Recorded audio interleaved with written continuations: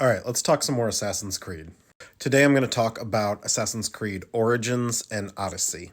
Assassin's Creed Origins rewinds the clock to the 1st century BCE in Egypt, Ptolemaic Egypt.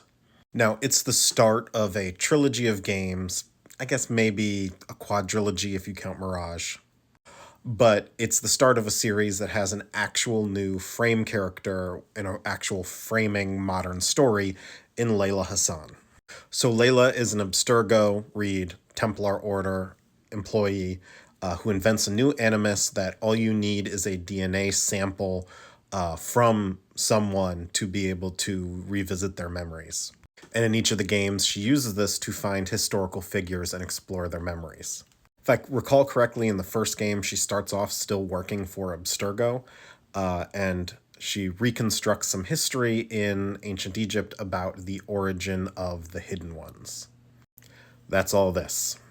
So the basic plot of this game is that a husband and wife, Bayek and Aya, are living at their home in Siwa when the Order of the Ancients comes calling.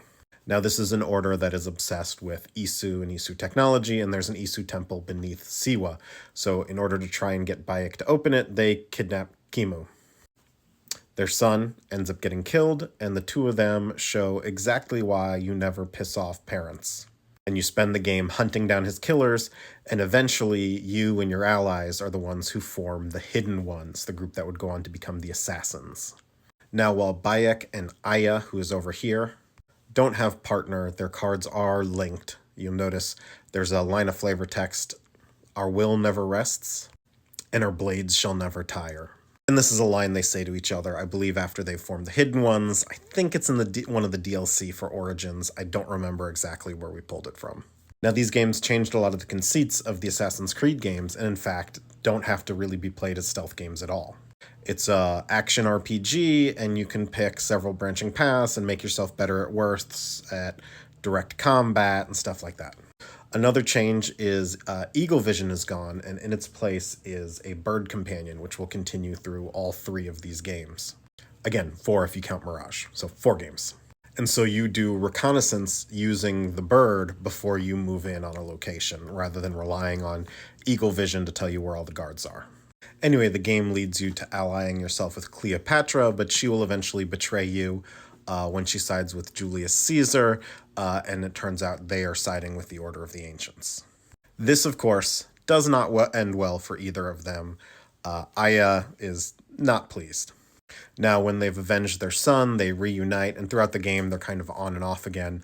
But at the end of it, they realize they've become very different people. They care about very different things than they once had.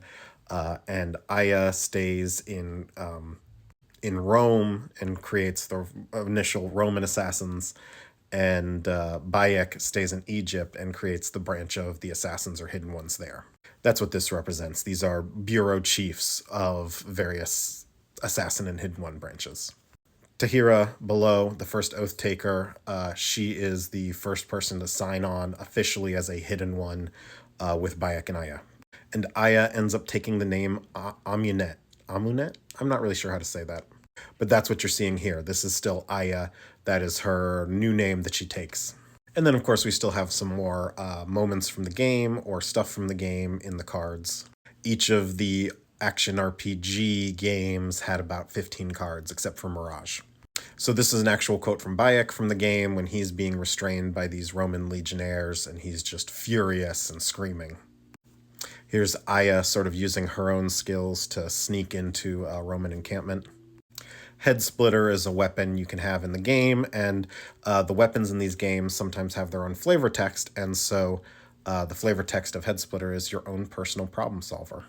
You end up taking this from a mercenary sent to hunt you down named The Hill. Overpowering Attack is sort of a reference to the various abilities in this game, where this is just basically a heavy attack, if I recall correctly.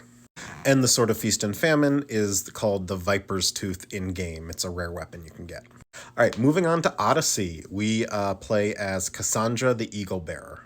Now, in this game, you could play as Cassandra or her brother. It affects the story in some way. They swap roles in the story, but the official canon version is Cassandra. Cassandra is a Misthios. I don't really recall how they say that, but it means she is a Greek mercenary. And this is back in the 5th century. We've rewind the clock even further in time. She even has her own eagle companion here. And she comes from a very interesting lineage. Her grandfather was Leonidas, and this is his spear, and yes, it's the Leonidas of 300 fame. And in fact, the Battle of Thermopylae is like one of the opening things in the game, if I recall. But because of her unique lineage, that spear unlocks some special, almost mystical powers in her. It's really Isu technology, but it seems like magic to everyone at the time. Now, her story is that she was exiled from Sparta for trying to save her brother.